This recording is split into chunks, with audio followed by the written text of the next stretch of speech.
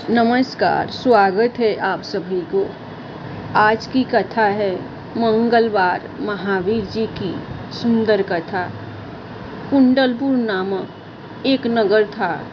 उसमें नंदा नामक एक ब्राह्मण रहता था। भगवान की कृपा से उसके पास सब कुछ था, फिर भी वह दुखी था। इसका कारण यह था कि ब्राह्मण की स्त्री सुनंदा के कोई संतान न थी। सुनंदा पतिव्रता थी, भक्ति पूर्वक श्री हनुमान जी की आराधना करती थी। मंगलवार के दिन व्रत करके अंत में भोजन बनाकर हनुमान जी का भोग लगाने के बाद स्वयं भोजन करती थी। एक बार मंगलवार के दिन ब्राह्मणी गृह काय की अधिकता के कारण हनुमान जी को भोग न लगा सकी, तो इस पर उसे बहुत दुख हुआ।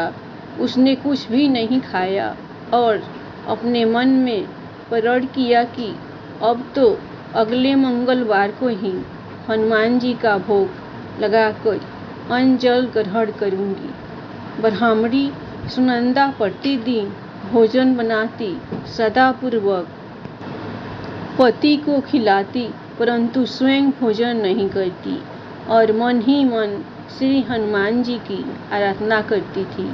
इसी प्रकार 6 दिन गुजर गए और ब्राह्मणी सुनंदा अपने निश्चय के अनुसार भूखी प्यासी निराहार रही। अगले मंगलवार को ब्राह्मणी सुनंदा प्रातःकाल ही बेहोश होकर गिर पड़ी। ब्राह्मणी सुनंदा की इस असीम भक्ति के प्रभाव से श्री हनुमान जी बहुत प्रसन्न हुए और प्रकट होकर बोले, सुनंदा, मैं तेरी भक्ति से प्रसन्न हूँ, तो उठ और वर मांग। सुनंदा अपने आराध्य देव श्री हनुमान जी को देखकर आनंद की अधिकता से विह्वल हो उठी। श्री हनुमान जी के चरणों में गिरकर बोली, हे प्रभु, मेरी कोई संतान नहीं है, कृपा करके मुझे संतान प्राप्ति का आशीर्वाद दे। आपकी अति कृपा होगी। श्री महावीर जी बोले, तेरी इच्छा पूर्ण होगी, तेरे एक कन्या पैदा होगी, उसके अष्टांग प्रतिदिन सोना दिया करेंगे।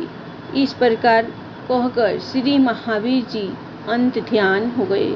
ब्राह्मणी सुनंदा बहुत हर्षित हुई और सभी समाचार अपने पति से कहा। ब्राह्मण देव कन्या का वरदान सुनकर कुछ दुखी हुए, परंतु सोना मिलने की बात सुनी तो बहुत प्रसन्न हुए। विचार किया कि ऐसी कन्या के साथ मेरी निर्धनता भी समाप्त हो जाएगी। श्री हनुमान जी की कृपा से वह ब्राह्मणी गर्भवती हुई और 10वें महीने में उसे बहुत ही सुंदर पुत्री प्राप्त हुई। यह बच्ची अपने पिता के घर में ठीक उसी तरह से बढ़ने लगी जिस प्रकार शुक्ल पक्ष का चंद्रमा बढ़ता है। 10वें दिन ब्राह्मण ने उस बालिका का नामकरण संस्कार कराया। उसके कुल पुरोहित ने उस बालिका का नाम रत्नावली रखा, क्योंकि यह कन्या सोना प्रदान किया करती थी। इस कन्या ने पूर्व जन्म में बड़े ही विधान से मंगल देव का व्रत किया था। रत्नावली का अष्टांग बहुत सा सोना देता था। उस सोने से नंदा ब्राह्मण बहुत ही धनवान हो गया। अब ब्राह्मणी भी बहुत अभिमान करने लगी थी। समय बीतता रहा। अब रत्नावली 10 वर्ष की हो चुकी थी। एक दिन जब नंदा ब्राह्मण प्रसन्नचित्त था, तब सुनंदा ने अपने पति से कहा, मेरी पुत्री रत्नावली विवाह के योग्य हो गई है, अतः आप कोई सुंदर तथा योग्य वर देकर इसका विवाह कर दे। यह सुन ब्राह्मण बोला, अभी तो रत्नावली बहुत छोटी है। तो ब्राह्मणी बोली, शास्त्रों की आज्ञा है कि कन्या 8वें वर्ष में गौरी, 9 वर्ष में रोहिणी 10वें वर्ष में कन्या, इसके पश्चात रजस्वला हो जाती है। गौरी के दान से पाताल लोक की प्राप्ति होती है। रोहिणी के दान से वैकुंठ लोक की प्राप्ति होती है। कन्या के दान से इंद्रलोक में सुखों की प्राप्ति होती है। अगर हे पति देव रजस्वला का दान किया जाता है तो घोर नरक की प्राप्ति होती है। इस पर ब्राह्मण बोला, अभी तो रत्नावली मात्र 10 ही वर्ष की है और मैंने तो 16-16 साल की कन्याओं की विवाह कराए हैं, अभी जल्दी किया है। तो ब्राह्मणी सुनंदा बोली, आपको तो लोभ अधिक हो गया लगता है। शास्त्रों में कहा गया है कि माता पिता और बड़ा भाई रजस्वला कन्या को देखते हैं तो वह अवश्य ही नरकगामी होते हैं। तो ब्राह्मण बोला, अच्छी बात है, कल मैं अवश्य ही योग्य वर की तलाश में अपना दूत भेजूंगा। दूसरे दिन ब्राह्मण ने अपने दूत को बुलाया और आज्ञा दी कि जैसी सुंदर मेरी कन्या है वैसा ही सुंदर वर उसके लिए तलाश करो। दूत अपने स्वामी की आज्ञा पाकर निकल पड़ा। पंपई नगर में उसने एक सुंदर लड़का को देखा। यह बालक एक ब्राह्मण परिवार का बहुत गुणवान पुत्र था। इसका नाम सोमेश्वर था। दूत ने सुंदर और गुणवान ब्राह्मण पुत्र के बारे में अपने स्वामी को पूर्ण विवरण दिया। ब्राह्मण नंदा को भी सोमेश्वर अच्छा लगा और फिर शुभ मुहूर्त में विधि पूर्वक कन्यादान करके ब्राह्मणी संतुष्ट हुए। परंतु ब्राह्मण के मन तो लोभ समाया हुआ था। उसने कन्यादान तो कर दिया था पर वह बहुत खीन भी था।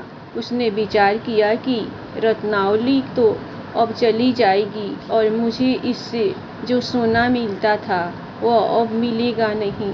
मेरे पास जो धन था कुछ तो इसके विवाह में खर्च हो गया और जो शेष बचा है वह भी कुछ दिनों पश्चात समाप्त हो जाएगा।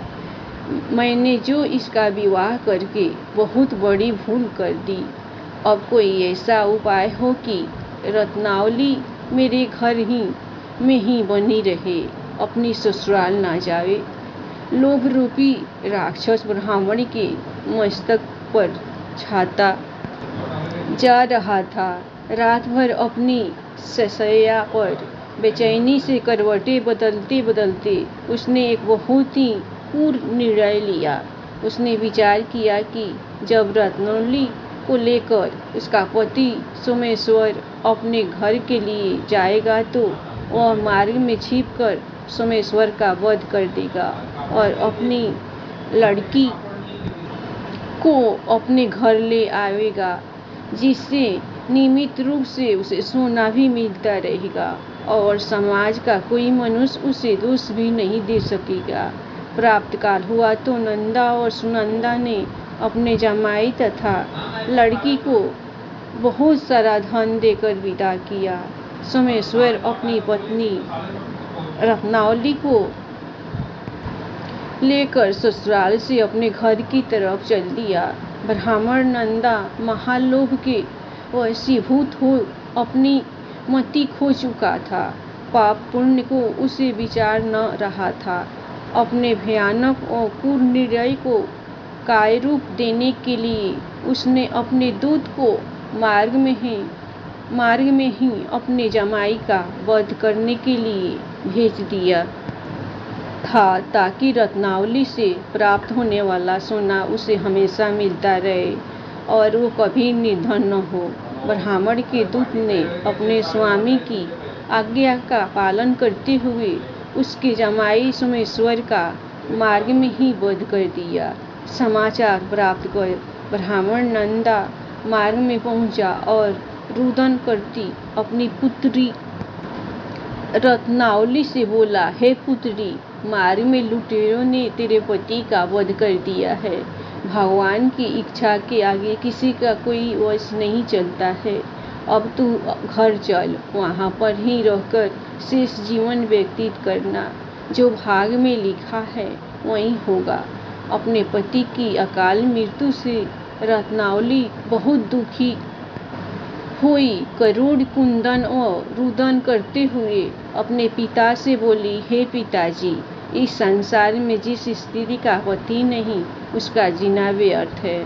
मैं अपने पति के साथ ही अपने शरीर को जला दूंगी और सती होकर अपने इस जन्म को, माता पिता के नाम को तथा सास ससुर के यश को सार्थक करूंगी।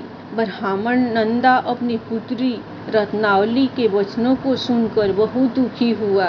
विचार करने लगा, मैंने व्यर्थ ही जमाई का वध का पाप अपने सिर लिया। रत्नावली तो उसके पीछे अपने प्राण तक देने को तैयार है। मेरा तो दोनों तरफ से मरण हो गया।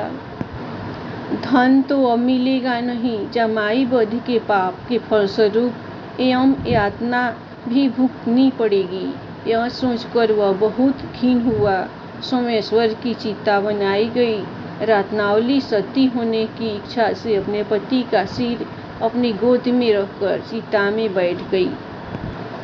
जैसे ही सोमेश्वर की चिता को अग्नि लगाई गई, वैसे ही प्रसन्न हो मंगलदेव वहां पर इकट्ठ हुए और बोले, हे रत्नावली, मैं तेरे पति भक्ति से बहुत प्रसन्न हूँ, तू वर मांग। रत्नावली ने अपने पति का जीवन दान मांगा। तो मंगलदेव बोले, रत्नावली, तेरा पति अजर अमर है। यह महाविद्वान भी होगा और इसके अतिरिक्त तेरी जो इच्छा हो वर मांग। तब रत्नावली बोली, हे ग्रहों के स्वामी, यदि आप मुझ पर प्रसन्न हैं तो मुझे यह वरदान दीजिए कि जो भी मनुष्य मंगलवार के दिन प्राप्त का लाल पुष्प लाल चंदन से पूजा करके आपका स्मरण करे, उसको रोग व्याधि न हो, स्वजनों का कभी वियोग न हो, सर्प अग्नि तथा शत्रुओं का भय न रहे। जो स्त्री मंगलवार का व्रत करे वह कभी विधवा न हो। मंगलदेव तथा अस्तु कहकर अंत ध्यान हो गए। सोमेश्वर मंगलदेव की कृपा से जीवित हो उठा। रत्नावली अपने पति को पुनः प्राप्त कर बहुत प्रसन्न हुई और मंगलदेव का व्रत प्रत्येक मंगलवार को करके व्रतराज और मंगलदेव की कृपा से इस लोक में सुख ऐश्वर्य को भोगते हुए अंत में अपने पति के साथ स्वर्गलोक को गई। धन्यवाद। कहानी आप लोगों को पसंद आए तो एक लाइक सब्सक्राइब हनुमान जी के लिए जरूर कीजिएगा। हमेशा खुश रहिए, अपना ख्याल